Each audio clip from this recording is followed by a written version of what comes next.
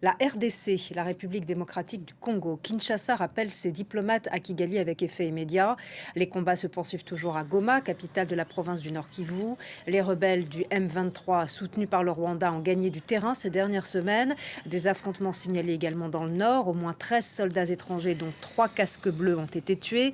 La MONUSCO n'a pas confirmé pour le moment. 1 million d'habitants ont été déplacés. On retrouve Aurélie Bazara-Kibangula, notre correspondante à Kinshasa. Quelle est la situation autour de Goma, actuellement au cœur d'affrontements depuis plusieurs jours? Eh bien, écoutez, là, des combats intenses sont signalés à Kibati, localité située à une dizaine de kilomètres au nord de Goma. Alors, des détonations d'armes lourdes se font entendre depuis le petit matin. C'est ce que nous ont dit quelques habitants que nous avons contactés.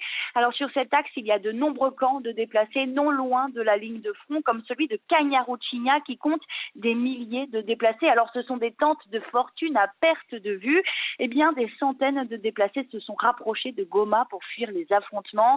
Alors à Goma, l'électricité et l'eau sont toujours coupées et ces combats et la menace que le M23 et les troupes rwandaises font peser sur la ville provoquent l'inquiétude des habitants. Des témoins nous rapportent que des centaines d'habitants se sont dirigés vers la Grande Barrière pour tenter de sortir de Goma, puisque la Grande Barrière, eh bien, c'est le point de frontière entre la RDC et le Rwanda. Il est encore ouvert.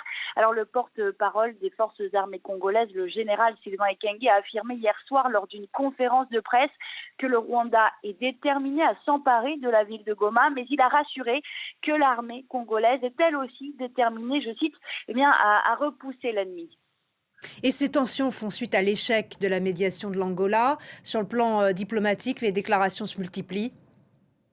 Alors oui, c'est ça, exactement. Déjà, côté diplomatique, la plus grosse annonce vient de la RDC. Kinshasa rappelle ses diplomates en poste à Kigali avec effet immédiat. Alors c'est un pas majeur fait vers une rupture diplomatique entre les deux pays.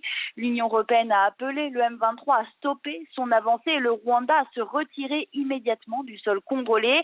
L'Élysée a annoncé qu'Emmanuel Macron s'est entretenu séparément par téléphone avec les présidents congolais et rwandais. Emmanuel Macron a appelé à la fin immédiate de l'offensive du M23 et des forces rwandaises. Alors pour Kinshasa, eh bien, ces déclarations sont importantes, mais plusieurs ministres nous ont dit eh bien, qu'elles ne suffisent plus. L'objectif de la partie congolaise, c'est d'obtenir des sanctions ciblées contre le Rwanda.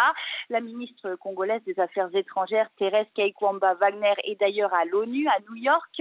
Elle multiplie les rencontres avec les représentants européens et africains pour plaider la cause congolaise.